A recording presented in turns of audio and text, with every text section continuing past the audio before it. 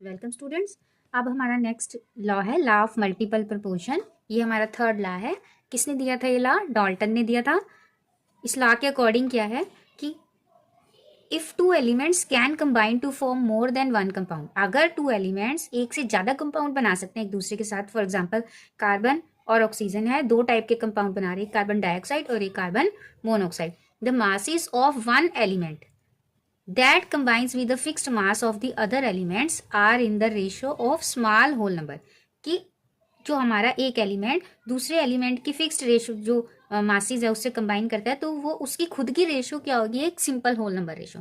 जैसे कार्बन है, ऑक्सीजन दो ऑक्सीजन से यहाँ कंबाइन कर रहा है और एक ऑक्सीजन से यहाँ कंबाइन कर रहा है, तो अगर हम कार्बन की खुद की जो रेशो लें इन दोनों कंपाउंड्स के अंदर, तो वो क्या निकलेगी? एक सिंपल होल नंबर रेशो।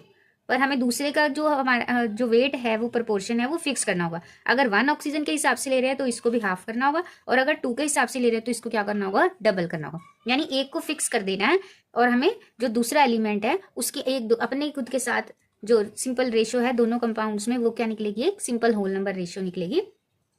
तो हम इसको करके देखते हैं जिससे आपको थोड़ा क्लियर हो कि दो डिफरेंट कंपाउंड में दूसरे एलिमेंट की जो रेशो होगी वो एक होल नंबर रेशो होगी, जो आपको एक एग्जाम्पल से थोड़ा इजीली क्लैरिफाई होगा। अब कार्बन यहाँ पे कितने ऑक्सीजन से कंबाइन कर रहा है? 12 parts of carbon is combining with how many parts of oxygen? 32 parts. कितने हैं? 32 पार्ट्स। ठीक है, 12 is to 32 parts combined with 12, तो 16 पार्ट्स कितना हो जाएगा? इसका हाफ कर दो, इट मीन्स 6 इज टू 16। और here 12 is to 16। Now oxygen is fixed. अब इन दोनों की आप रेशो देखो, कार्बन कार्बन की simple whole number ratio, carbon inside 12 parts, तो आपस में कितनी रेशो हो गई? 6 इज टू 12 और 1 is to 2 ratio. So whenever two elements combine to form more than one compound, then fixing the molecular mass of one of the element, the second elements bears a simple whole number ratio with in React हो रहे हैं, और हमारे कितने हो गए? 80 parts के साथ।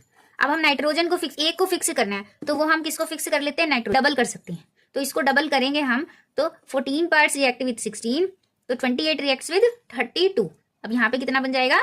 32। 28 के लिए ये हमारा क्या हो गया? 32 हो गया, डबल कर दिया। तो अगर हम इसे सिमिलरली स्टूडेंट्स, अब हमने क्या किया? नाइट्रोजन को फिक्स कर दिया, 2 मोल्स ले लिया, और ऑक्सीजन को वेरी किया, तो हमें एक सिंपल होल नंबर रेशो मिल रही है, that is 1 is to 2 is to 3 is to 4 is to 5।